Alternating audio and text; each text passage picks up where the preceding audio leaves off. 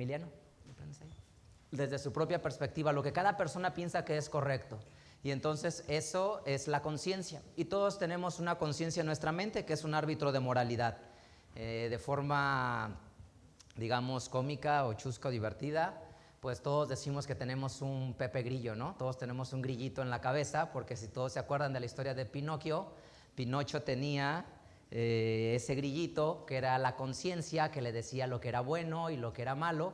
Y entonces, como él no tenía emociones o sentimientos o inteligencia, pues necesitaba ese grillito que le dijera lo correcto y lo incorrecto. Esa es la conciencia, un árbitro de moralidad. Pero la moralidad es tan amplia y tan grande que cada persona tiene un concepto moral distinto. Lo que para una persona puede ser correcto, para otra persona puede ser incorrecto. Y cuando vives en una sociedad como la que nosotros vivimos, el grave problema de la humanidad es que ¿dónde empieza la bondad y dónde termina la bondad? ¿Dónde empieza la compasión y dónde termina la compasión? ¿Dónde empieza el estrechar la mano a alguien o dejarle de estrechar la mano a alguien? Y entonces, si nosotros viviéramos bajo el pensamiento de lo que yo creo que es correcto, viviríamos bajo una premisa que se llama el egoísmo. ¿Cuál es el egoísmo? El enemigo más grande del ser humano es el egoísmo, el centrarme en mí por encima de todo lo demás. La Biblia lucha porque el hombre se eleve espiritualmente y eleve su conciencia, y el ser humano eleva su conciencia en la medida que se desprende del egoísmo. Pero es sumamente complejo desasociarse del egoísmo si los seres humanos solamente pensamos en nuestra propia opinión y nuestros propios criterios, si no nos damos la oportunidad de entender qué piensa la otra persona, cómo considera las cosas la otra persona, qué piensa la persona que está de enfrente, porque cada quien en su opinión es sabio en lo que él piensa. Yo creo que mis decisiones son las mejores. ¿Por qué? Porque yo soy bien inteligente, porque soy brillante, porque yo lo pensé y yo lo decidí. Y además, si soy una mujer o un hombre exitoso en mi vida, pues todavía mucho más mi egoísmo estará, porque yo digo, de cada 10 decisiones que tomo, 9 le atino bien, entonces soy un hombre sumamente talentoso y brillante. Y eso hace que el egoísmo del hombre se vuelva cada vez mayor y se cierre en ello. Jesús, cuando estuvo en la tierra, dio una enseñanza sumamente hermosa para poderle mostrar al ser humano cómo puede cambiar y cómo puede renovarse. Y la forma es, necesitas vaciar tu mente de todo lo que tú has aprendido, conocido, todo lo que tú crees, porque el grave problema de los creyentes es que quieren que su mundo fluya en dos sentidos.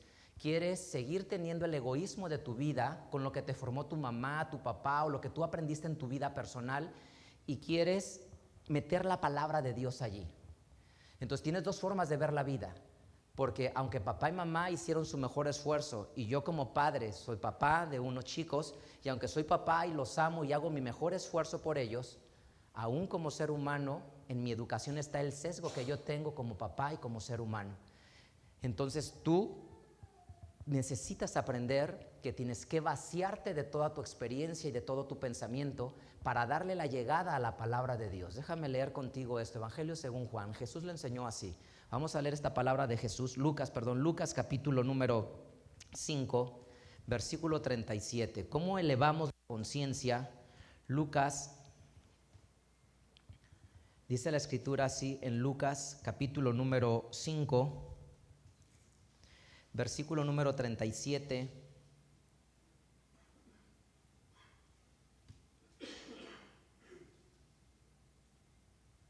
Y versículo número 38. Dice así, Lucas 5, 37 y 38 dice: y nadie echa vino nuevo en cueros viejos, de otra manera el vino nuevo romperá los cueros, y el vino se derramará y los cueros se perderán. Mas el vino nuevo en cueros nuevos se ha de echar, y lo uno y lo otro se conservará. ¿Qué significa esto que él decía? Que tú necesitas desprenderte de tu pensamiento para dar entrada al pensamiento de Dios. No pueden fluir las cosas de la misma manera, o sea, no pueden convivir. Si tú tratas de llevar tu vida espiritual con tu experiencia y tu pensamiento y querer meter la palabra de Dios, cuando te conviene vas a tomar la palabra de Dios, cuando no te conviene vas a tomar tu propio pensamiento.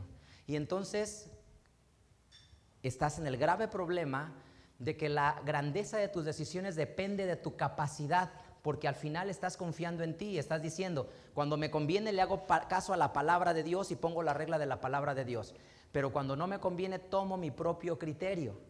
Y entonces lo que es importante es lo que Jesús dijo: si tú quieres renovarte, quítate el pensamiento antiguo, porque nadie echa vino nuevo en odres viejos. El vino nuevo se echa en odres nuevos. Y bueno, el vino que es exquisito, y que en la Biblia el vino se asocia con los reyes, con la grandeza, con la alegría, con el júbilo, con la felicidad. El vino en la Biblia es asociado con grandes momentos donde Dios se manifiesta en medio de su pueblo y les dice: ustedes serán bienaventurados porque sus vinos estarán siempre en ustedes. Entonces, Jesús lo que quiere que entendamos es: necesitas cambiar tu pensamiento para darle oportunidad a un nuevo pensamiento. Dale la oportunidad, pero es muy fácil decirlo. En la práctica es sumamente complejo. ¿Cómo puedes lograr hacer esto? ¿Cómo puedes elevar tu conciencia para vencer el egoísmo? Y egoísmo es: pienso primero en mí antes que en los demás, pienso en mis propios intereses antes que en los de los demás. Y déjame ir a lo más íntimo. ¿Qué es lo más íntimo que tú tienes? Tu familia, las personas que comparten el techo contigo. Y me gusta siempre que en este lugar las personas partan de sus decisiones de ahí. Piensa primero en los que comparten el techo contigo. La Biblia dice que el que no tiene cuidado de los suyos es semejante a un infiel que niega la fe. Es decir, nuestras decisiones primero parten de las personas que están en nuestro techo. Y eso significa: debo de decidir en amor, en bondad, en bienestar. Hay un mandamiento hermoso en la Torá, en la ley de Dios. Acompáñame a leerlo. Levítico capítulo 19. Esta es la base del pensamiento bíblico y de la enseñanza de Jesús. Jesús lo enseña en Marcos 12, yo lo quiero leer en Levítico 19. Esto mismo que voy a leer en Levítico 19, Jesús lo enseña en Marcos capítulo 12, pero hoy quiero invitarte a que lo leas en Levítico capítulo 19. Levítico capítulo 19,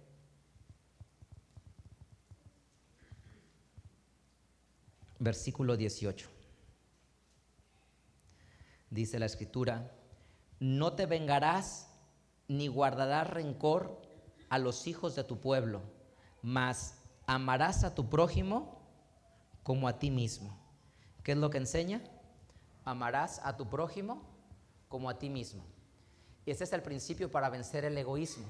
Una persona tiene que amar a su prójimo como a sí mismo. Pero para que una persona pueda amar con profundidad al otro, ¿qué necesita hacer primero? Amarse a sí mismo. Porque Jesús dijo: de la abundancia del corazón habla la boca.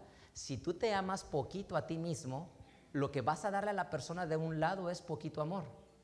Y si tú te amas mucho a ti mismo, vas a amar mucho a la persona que está a un lado. Pero esto no se debe de confundir, porque esto es lo que quiero que entendamos. Trabajamos en aprender a amar, ¿para qué? No para complacernos, para amar a la persona que está a un lado. Y eso es lo importante. Trabajas en crecer para ser un mejor papá, para ser una mejor mamá, para ser un mejor hermano, para ser un mejor ciudadano, para ser un mejor colaborador en la empresa en la que tú trabajes o en el empleo que tienes, o para ser un mejor empresario si tú diriges una organización. Lo que quiero que sepas es que la Biblia dice: el ser humano necesita crecer para poderse dar en mejor manera a los demás. Si tú dices: yo quiero para gastar en mí, es decir, es como el ejemplo de Salomón. Dios le dijo a Salomón: Salomón, pídeme todo lo que tú quieras, que yo te lo voy a conceder. Salomón pudo decir: dame riqueza, dame fama, dame grandeza, o inclusive dame sabiduría para que mi fama crezca. O dame sabiduría para hacer riqueza. Salomón le dice: dame sabiduría para una sola cosa, para saber gobernar y dirigir al pueblo que pusiste delante de mí, para que esta gente que depende de mí tenga amor, tenga paz, tenga compasión, tenga bienestar.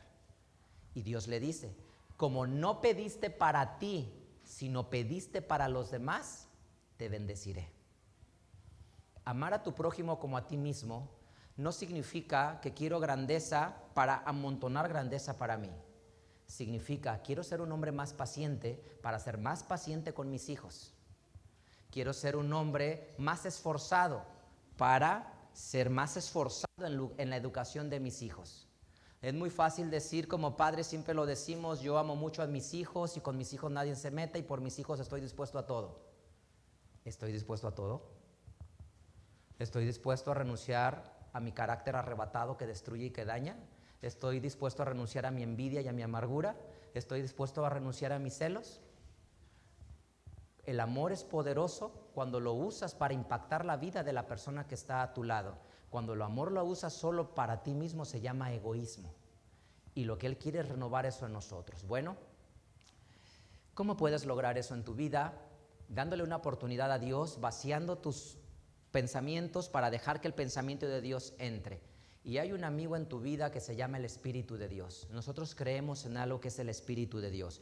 ¿Qué es el Espíritu de Dios? Una entidad que Dios envía y que Jesús prometió. No se quedan solos. Me iré al Padre y les mandaré al Espíritu Santo. El Espíritu les enseñará todas las cosas que les dije, les recordará todo lo que les he hablado. El Espíritu los consolará, el Espíritu los guiará a la verdad y a la justicia. Y entonces Jesús les prometió a sus discípulos esto. Hechos capítulo 1. ¿Cómo logramos vaciarnos y cómo logramos entrar a una nueva dimensión? Hechos capítulo 1, versículo 4 al 8. La forma como nos vaciamos es dejando que el Espíritu de Dios dirija nuestros pensamientos. Dice el versículo 4, estando juntos, Hechos 1:4, les mandó que no se fuesen de Jerusalén, sino que esperasen la promesa del Padre que oyeron de mí. Porque Juan los bautizó con agua, mas ustedes serán bautizados con el Espíritu Santo no muchos días después de estos. Entonces los que se habían juntado le preguntaron diciendo, Señor, ¿restituirás el reino a Israel en este tiempo? Y les dijo, no toca a ustedes saber los tiempos o las sazones que el Padre puso bajo su sola autoridad, mas recibirán el poder del Espíritu Santo que vendrá sobre ustedes y me serán testigos en Jerusalén, en Judea, en Samaria y hasta lo último de la tierra. ¿Qué les promete Jesús a sus discípulos para aprender a vaciarse de sus pensamientos y que viniera alguien a trabajar en ellos? ¿Qué es lo que les promete? Que vendría su Espíritu Santo. Y entonces el Espíritu Santo es una vocecita en la mente de las personas que les ayuda a calibrar su árbitro de moralidad. El Espíritu Santo es a través de la lectura de la Biblia, te enseña y corrige tu conducta. Por ejemplo, si tú me haces algo a mí, yo estoy educado a vengarme, a no dejarme y a desquitarme. Cuando tú lees la Escritura, el Espíritu Santo te ayuda a comprender y darte cuenta que la venganza no te lleva a ninguna parte, sino al contrario, destruye tu alma. Y entonces el Espíritu Santo hace que te vacíes y trabajes en no vengarte, trabajes en no tener rencor. Hay una promesa en la Biblia, porque le dijo a la iglesia que vendría el Espíritu Santo y que el Espíritu los dirigiría. Hay una profecía en la Biblia, en el Antiguo Testamento, donde habla de un derramamiento abundante del Espíritu Santo. Joel capítulo 2, vamos a leerlo. Joel capítulo 2, esta profecía se llama la profecía de la lluvia temprana. Joel capítulo 2, es decir, la iglesia tiene una promesa de que recibirá el Espíritu Santo para poder vencer el egoísmo. Joel capítulo 2, versículo 28 y 29.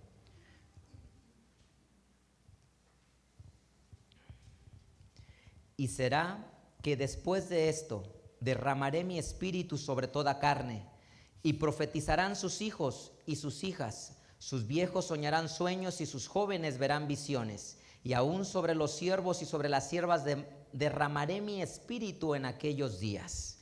Entonces, ¿qué es lo que promete? Que derramaría su espíritu en aquellos días. Esto que tú lees en Joel capítulo 2, versículo 28 y 29 es una profecía que se va a cumplir en el año 30 de nuestra era en Hechos capítulo 2. Si tú vas a Hechos capítulo 2, dice que viene el Espíritu Santo sobre ellos y que cuando viene, muchos de los que estaban ahí dicen, estos están llenos de mosto porque los oímos hablar en la lengua en que somos nacidos. Y dice que Pedro se levanta y les dicen, estos no están borrachos como ustedes piensan, sino que hoy se ha cumplido la palabra dicha por Joel. Y cita lo que acabamos de leer, vendrá el Espíritu sobre ustedes. ¿Qué hace el Espíritu en las personas? Los llena de fortaleza, los llena de convicción, los llena de determinación. Pero para que el Espíritu esté en ti, necesitas vaciarte de tu voluntad, de tus pensamientos y dejar que Dios tome el control de tu vida. Porque el Espíritu Santo, déjame decirte, que solamente habita en un corazón que está dispuesto a hacer la voluntad de Dios. Cuando el corazón no está dispuesto a hacer la voluntad de Dios, el Espíritu no puede llegar, porque la Biblia dice, ¿qué comunión tienen la luz con las tinieblas? No tienen ninguna comunión. El Espíritu dice, la Escritura dice, no contristes, no constriñas al Espíritu con el que está sellado, porque si tú lo constriñes, Él se va. Él necesita habitar en la santidad, Él necesita habitar en un corazón donde las personas están dispuestas a hacer la voluntad de Dios. Es decir, las personas pueden llegar cansadas de su trabajo, pero hay personas que te esperan en tu casa, aunque tú vengas cansado de tu trabajo. Y esas personas que te esperan en casa, aunque tú vengas cansado y tuviste un día muy difícil y complicado, esperan que tú llegues con una gran actitud a casa, con una sonrisa, o si no tienes una sonrisa, con la disposición de sentarte, si tienes chiquitos, a revisar la tarea, a leer un libro, a jugar con ellos. Y si el argumento es estoy cansado, estoy fatigado, vengo de malas, entonces, ¿dónde está la transformación que el Espíritu hace en la vida de las personas? Lo que hace el Espíritu es buscar un corazón que esté dispuesto a ello. Y le da la voluntad y la determinación y dice, el árbitro de moralidad le dice, necesito darle tiempo a mi familia. Necesito reconciliarme con mi esposa. Necesito platicar con mis hijos. Necesito entender a mis hijos adolescentes y jóvenes. Porque no es lo mismo educar a un chiquito de 2 o 3 años que se complace con que juegues con él y pases tiempo con él, que convivir con un chico de 18, 20, 23 años que necesitas poder entrar a su mundo y a su empatía y a sus pensamientos. Son retos totalmente diferentes. Y lo que es relevante es que el Espíritu de Dios tiene que ponerte este pensamiento y decir, necesito esforzarme, porque amar a mi prójimo como a mí mismo significa, tengo que crecer como ser humano para poder brindarme mejor a los que están cerca de mí. El amor está incompleto si no te sabes brindar de mejor manera a otro. Nuestro reto más profundo es vencer el egoísmo. Piensa en Adán y Eva. ¿Qué le pasó a Adán y Eva? Adán comete un error, desobedece la voz de Dios. Desobedecer no está mal. El problema no está en la desobediencia. El problema está que cuando una persona desobedece y comete un error, su primer impulso es culpar al de a un lado. Ese es el verdadero problema, que el mecanismo de defensa para no ser vulnerables, porque piensen en esto, los seres humanos usamos mecanismos de defensa para aislarnos del entorno y protegernos de los demás. Cometo un error, ¿y qué es lo que hago cuando cometo un error? Llega un mecanismo de defensa para proteger mi mente y sentir que no hice mal. Y lo que hace una persona cuando hace eso es que voltea al lado y responsabiliza a la persona del otro lado. ¿Qué le pasa a Adán? Llega nuestro Dios y le dice, Adán, ¿dónde estás? Cuando le pregunta dónde estás, no le está diciendo dónde estás físicamente, porque Dios sabe dónde está y sabe que está escondido. Y le contesta a Adán, tuve miedo y me escondí porque estaba desnudo. Es decir, ¿quién te dijo que estabas desnudo? En la Biblia, pecado no tiene el contexto negativo que tiene la cultura occidental impuesta por la teología romana. En la teología romana, pecar es un tema de culpa, de peso, de que merece la persona ser destruida y quemada en el infierno para siempre jamás. En la Biblia, en el hebreo, lo que significa pecar significa perder el rumbo y el camino, perderte. Y una persona que se pierde tiene que estar consciente que se perdió, ¿para qué? Para regresar y encontrarse. Entonces cuando le dice Dios a Adán, ¿dónde estás? No le está diciendo ¿dónde estás físicamente? Le está diciendo, estás perdido, ya te perdiste, porque estás escondido. Y le dice, ¿qué ha pasado? Y le dice, la mujer que me diste por esposa me engañó. Qué tremendo eres, como me diste esta mujer, mira lo que ha pasado ahora. Y voltea con la mujer y le dice, ¿qué has hecho? Y le dice, la serpiente vino y me engañó. Este relato en la Escritura aquí tiene una enseñanza. La enseñanza es que el egoísmo de los seres humanos está asociado a cuando no tomamos responsabilidad de nuestras acciones. No está, evidentemente no es lo mejor equivocarse, Pero si te equivocas no es el fin de la vida ni el fin del mundo. Si te equivocas, si te caes, si te tropiezas, no es el fin de las cosas. Lo importante es que creas responsabilidad en ti, porque hay una diferencia entre tener culpa y tener responsabilidad. La persona que siente culpa señala a los demás como la causa de su desgracia. Es que él, es que ella, es que el otro, es que los demás, pero esa persona nunca se equivoca. Y nunca se equivoca porque no es responsable, porque es mucho más fácil señalar a los demás en vez de decir, ¿qué puedo hacer yo para que las cosas sean diferentes? ¿Cómo puedo contribuir yo para que cambien las cosas? Y es mucho más fácil como padres decir, es que mis hijos mira cómo son, es que mira mi esposa cómo es que mira mis padres cómo son, es que mira mi jefe cómo es en el trabajo, es que mira cómo está el país, cómo está la economía, cómo son nuestros gobernantes.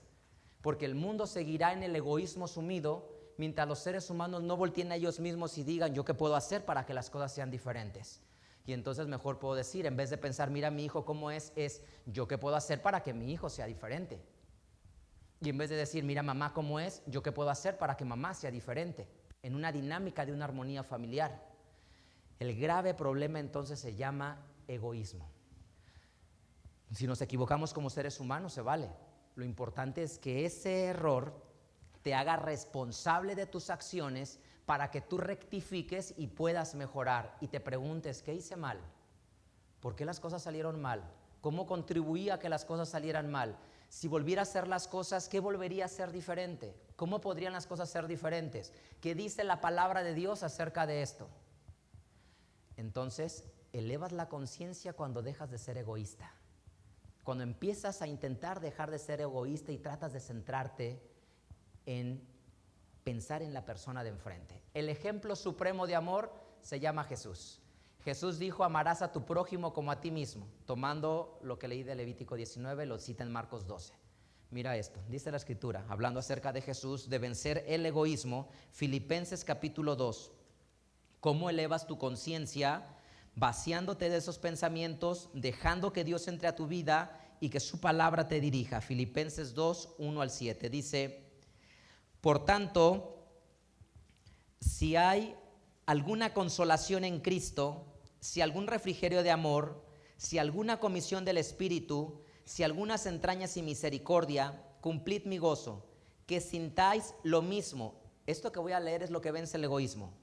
Teniendo el mismo amor, unánimes, sintiendo una misma cosa, nada hagas por contienda o por vanagloria, antes bien en humildad, estímense inferiores los unos a los otros, no mirando cada uno a lo suyo propio, sino cada cual también a lo de otros.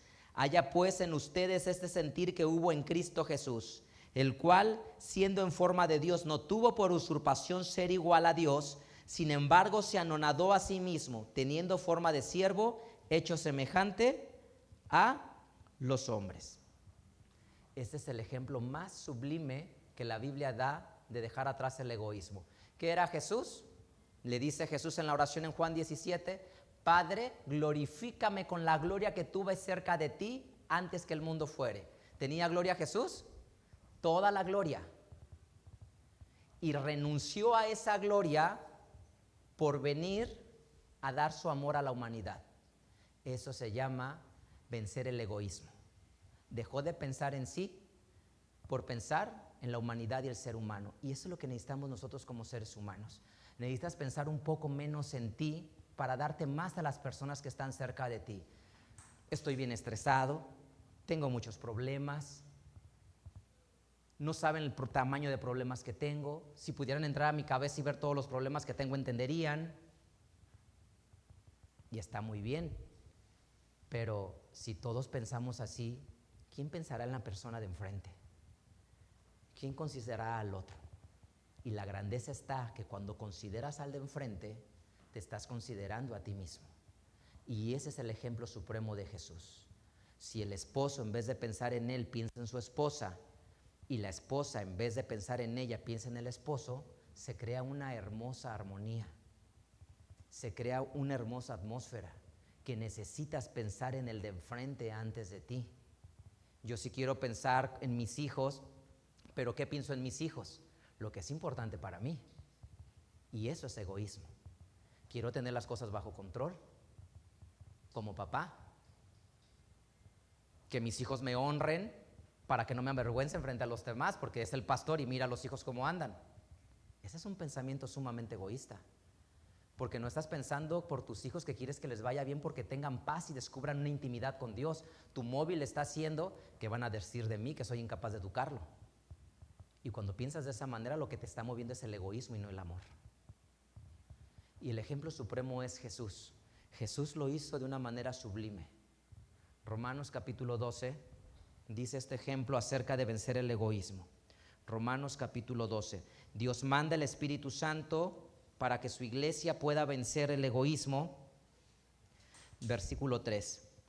Digo pues, por la gracia que me es dada, a cada cual que esté entre ustedes, miren el concepto, que no tenga más alto concepto de sí que el que debe tener, sino que piense de sí con dominio propio, conforme a la medida de fe que Dios repartió a cada uno. Entonces, lo que debes entender en esto es, ninguno tenga mayor razón de sí que la que debe de tener. Y eso vence el egoísmo, ¿sí? A veces mi arrogancia por mi apariencia física, mi arrogancia por mi posición económica, mi arrogancia por mi posición intelectual, por mis amistades. Y todos tenemos un poquito de esto. Lo importante es que te des cuenta que necesitas vencer esa parte de tu vida, que necesitas enfrentarlo y vencerlo, porque lo que busca la Biblia es luchar contra el egoísmo, ¿sí? Y entre más tienes, tu responsabilidad es mayor. Es decir, era un niño en mi casa y mi responsabilidad era limitada. La primera de los Corintios 13 dice claramente, cuando yo era niño, hablaba como niño, obraba como niño y juzgaba como niño. Pero cuando fui hecho hombre, dejé las cosas que eran de niño, ¿sí? Es decir, cuando un día nos volvimos adultos, nos debimos de dar cuenta que en nuestros hombros pesa la responsabilidad de heredar un mundo lleno de más felicidad y de más paz. Cuando pasan cosas malas, difíciles, me gusta decirle a mis hijos, no lo veas de esa manera, no lo interpretes así. Más bien trata de pensar que las personas a veces vienen enojadas, molestas o su pasado les impide amar de una manera profunda. ¿Por qué? Porque me gusta sembrar en el corazón de mis hijos amor. Un padre egoísta lo que dice es mira cómo son y habla en voz alta frente a sus hijos para quejarse, para hablar mal de la otra persona, para hablar de las injusticias, de qué mal es tu mamá, qué mal es tu papá, qué mal es el vecino, qué mal son en el trabajo, qué mal es el pastor. Pero cuando pasa eso en tu vida, lo único que estás poniendo en el corazón de la persona es sembrando una semilla de enojo, de odio, de resentimiento. Cuando me volví un hombre consciente, me di cuenta que lo que debía de poner en el corazón de los hombres era solamente amor. Así es que si de repente llegan personas y dicen, hey Josué, están hablando de ti tales cosas, mi respuesta siempre será, quizás su visión de las cosas les impide ver de otra manera, pero si tú lo puedes ver mejor, dales amor a las personas, dales compasión a las personas, porque esa es la fuerza más poderosa que mueve todo, que en el corazón de las personas haya amor. Así es que la próxima vez que estés en medio de personas que amas, nunca les cuentes diferencias, que sepas que a esa persona le va a crear un resentimiento a la persona con la que tuviste una diferencia. ¿Por qué? Porque silenciosamente sembrarás en su corazón dolor, odio y resentimiento. Como humanos buscamos desahogarnos siempre y se siente muy bien que alguien me escuche y me diga, porque yo también necesito que me abracen, yo también necesito que me sequen las lágrimas, yo también necesito que me echen porras, y así piensas como adulto. Pero ahora somos los grandes, ahora somos los fuertes, ahora somos los que de nosotros depende que las cosas marchen bien para heredar un mejor mundo. Quiero que mis hijos y tus hijos, cuando ellos son niños y cuando crezcan el día de mañana, tengan un hogar de mucho más paz, de mucho más amor, de mucha más esperanza, que aprendan a soñar de una mejor manera. El mundo es mejor porque personas deciden hacer mejor el mundo, y la Biblia siempre inspira. Hay un hombre que se llamó Oskar Schindler, que está basada su historia y su biografía en la famosa película La lista de Schindler. Este hombre era miembro del partido nazi. Miembro del partido nazi, como miembro del partido nazi era un hombre lleno de ambiciones y egoísmo, que usaba el poder y manipulaba para hacerse de riquezas. Cuando empieza la Segunda Guerra Mundial y restringen a los judíos, se aprovecha de la ocasión y agarra a los judíos y los lleva a su campo de concentración para trabajar ahí con ellos, porque es una mano de obra mucho más barata que la demás, y entonces los tiene ahí y los pone a que trabajen y se empieza a hacer de riqueza. Pero empieza a ver como un general, este personaje los maltrata, los humilla, y se empieza a enterar de que los están asesinando en los campos de concentración. Se da cuenta de lo que pasa en Auschwitz y se empieza a horrorizar de ver de lo que somos capaces como seres humanos. Y entonces descubre elevar su conciencia y deja de ser egoísta y construye la famosa lista de Schindler, una lista de aproximadamente 1,200 judíos que le pide como miembro del partido nazi que le autoricen llevar su fábrica ahora a otro país para seguir construyendo armas para la guerra, para apoyar al ejército nazi. Es decir, el mundo puede estar lleno de odio y de rencor, pero seres con un corazón entrenado por Jesús hacen el mundo mejor. Y entonces este hombre usó todo su capital político, todo su dinero, toda su fortuna por rescatar a 1,200 hombres que los llevó al campo de concentración, que los llevó a la nueva fábrica y los libró del campo de concentración. Oskar Schindler, cuando termina la guerra, salvó a cerca de 1,200 judíos, 1,200 hombres que iban a ir al campo de concentración a ser asesinados. Perdió toda su fortuna, se quedó en la calle, en la ruina y en la pobreza. Trató volver de empezar negocios y fracasó. Vino a América, Argentina, regresó a Europa, nunca recuperó su riqueza.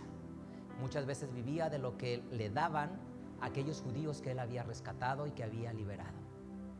Finalmente Oskar Schindler muere y lo terminan sepultando en Jerusalén, el único miembro del partido nazi que en el monte de Sión fue sepultado y grabado en su sepultura: el hombre que salva una vida, salva a toda la humanidad. Este hombre entendió lo que significa elevarse espiritualmente y vencer el egoísmo. Dejar de pensar en mí por pensar en el de enfrente. Quiero que pienses un poco más en tu esposa. Quiero que pienses un poco más en tus padres. Quiero que pienses un poco más en tus hijos. Quiero que pienses un poco más en el mundo en el que estamos. Somos creyentes y somos cristianos porque queremos hacer un mundo mejor.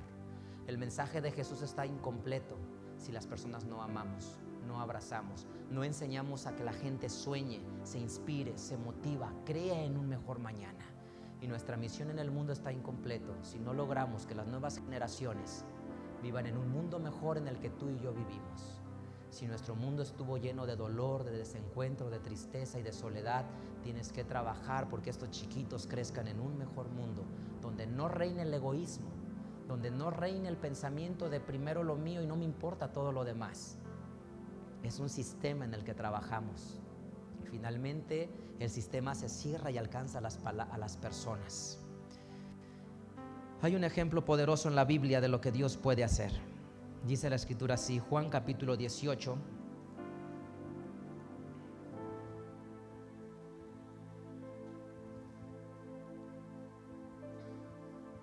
Perdóname, Romanos capítulo 8.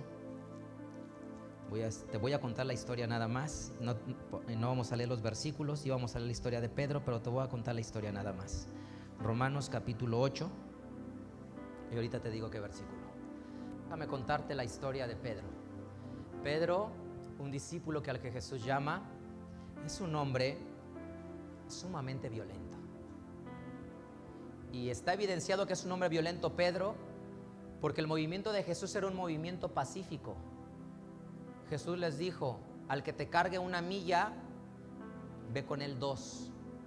Al que te pida prestado, no le rehuses, hasta tu capa entrégale. Y al que te hiera una mejilla, deja que te hiera la otra. ¿Oíste que alguna vez dijeron, aborrecerás a tus enemigos? Yo te digo, amarás a tus enemigos. ¿Oíste que lo que hace la gente es que ama a los que los aman? Eso no tiene ninguna virtud. Jesús dijo, oren por los que los persigan, oren por los que los ultrajan, oren por los que se burlan de ustedes. Ese es el mensaje de Jesús. Pedro no lo entendía y le costó mucho trabajo entenderlo. Cuando llegan a arrestar a Jesús, ¿qué hace? Saca una espada. ¿Por qué cargaba una espada? Un hombre sumamente violento, que no entendía el mensaje. Ese mismo hombre saca una espada y agrede al otro, y Jesús le dice: guárdala, que mi reino es un reino de paz. No vine a traer guerra. Y luego, este mismo hombre, Pedro, le dice a Jesús: Maestro, no vayas a la cruz y mueras por los demás, ten piedad de ti mismo. Le dice Jesús: apártate, porque me escandaliza lo que escucho de ti, porque no has entendido que el amor es darse por los demás. Mi misión y mi vida estaría completa si no doy mi vida por la humanidad, porque no hay nada más sublime y profundo que darte por el que está enfrente. Y ese mismo hombre, lleno de arrogancia, le dijo: Maestro, nunca te dejaré, hasta la muerte te seguiré. Y a las pocas horas lo niega 3 veces. La historia de Pedro es la historia de un hombre sumamente común como yo, lleno de impulsos, de ira, de enojo, violento, pero que el Espíritu de Dios puede transformar y renovar a las personas. Ese hombre Pedro, cuando Jesús muere, pierde la visión de su vida, porque le dice: me voy a ir a pescar, ¿quién va conmigo? Y en vez de enseñar a los discípulos que se quedaran con él a esperar al maestro, les dice: no, vámonos todos a pescar, y se lleva a todos a pescar.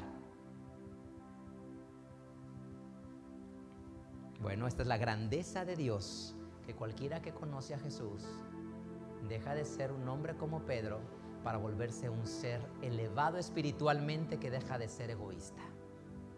¿Quién apostaría algo por Pedro? Un humano no, solamente nuestro Dios. Así es que si en tu vida es algo parecido, tienes problemas con tu carácter, tienes problemas en casa, no sabes aceptar tus responsabilidades, culpas a tus hijos, a tu esposa, a los demás, mira que Pedro era muy parecido. Pero el Espíritu de Dios lo puede cambiar y lo puede moldear todo. El Espíritu de Dios puede transformar la mente de las personas cuando una persona su corazón lo pone dispuesto y decirle: Señor, por mi fuerza lo he intentado todo, pero ahora lo quiero hacer a tu manera. Enséñame el camino como lo debo de hacer.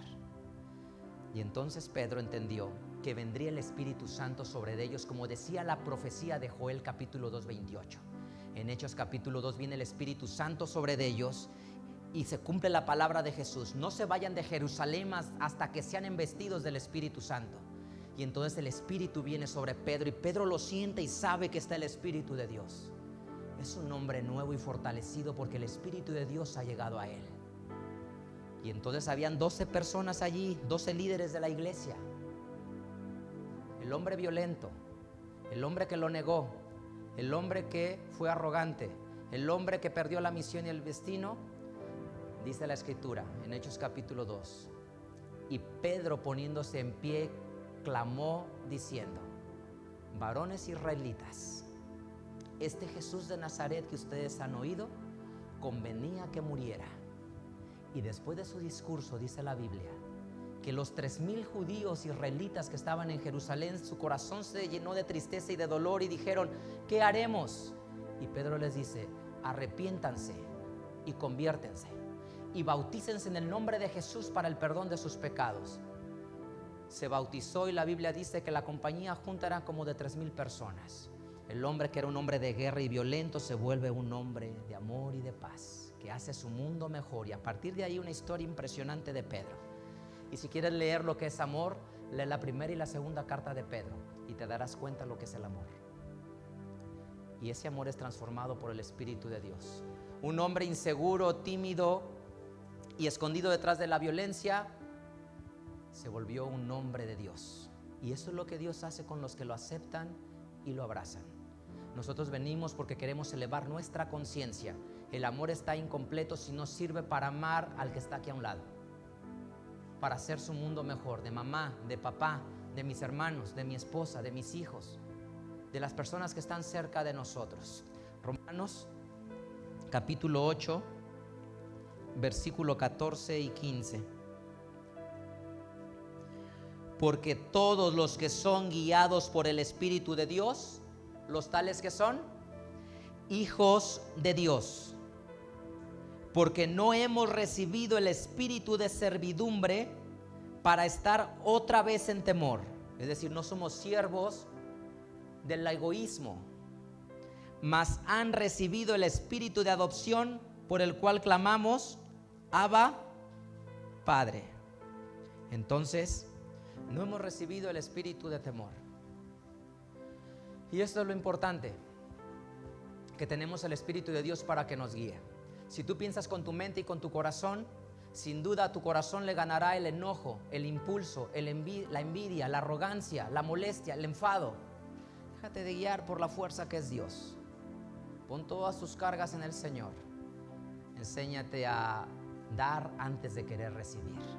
Si en casa las cosas están mal con la esposa o con tu esposo y dices, si tú quieres algo de mí, deberías de provocar algo en mí, cambia un poco tu pensamiento, porque así no funcionan las cosas. La Biblia no enseña de esa manera. La Biblia dice, date a los demás. Confía en tus hijos. No esperes que ellos se ganen tu confianza. Confía en ellos. Inspíralos, motívalos, enséñales a amar. Nosotros buscamos elevarnos nuestra conciencia para vencer el egoísmo. Hazte responsable de tus acciones.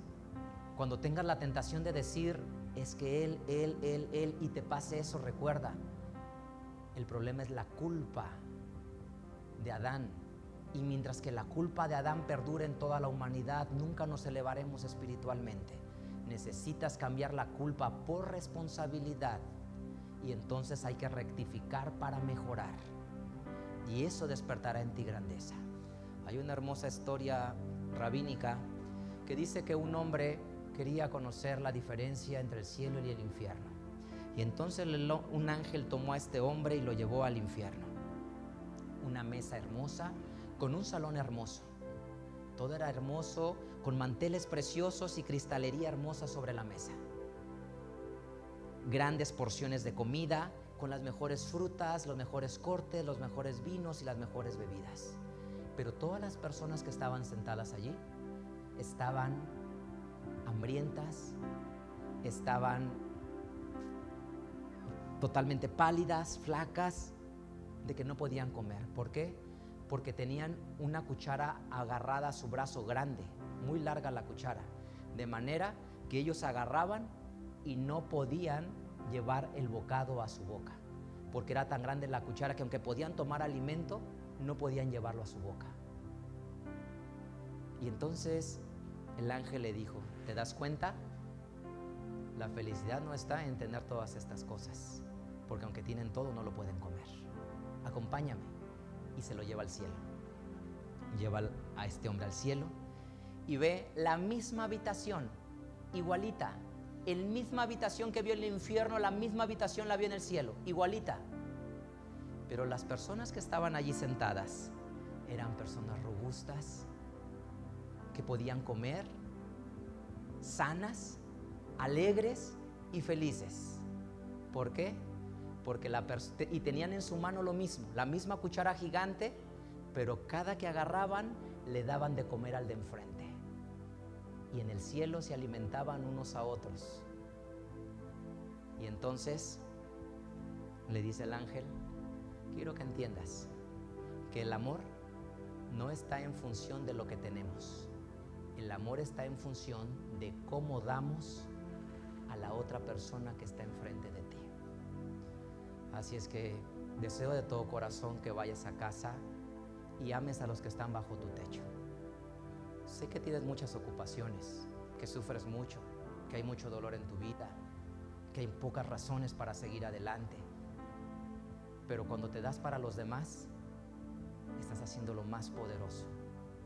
Estás haciendo el amor que Dios y Jesús nos enseñó a hacer. Y estás venciendo el egoísmo. Así es que el amor se cumple cuando te puedes dar en plenitud a la persona de enfrente. Que el Dios de Abraham te bendiga. Vamos a cantar a su nombre.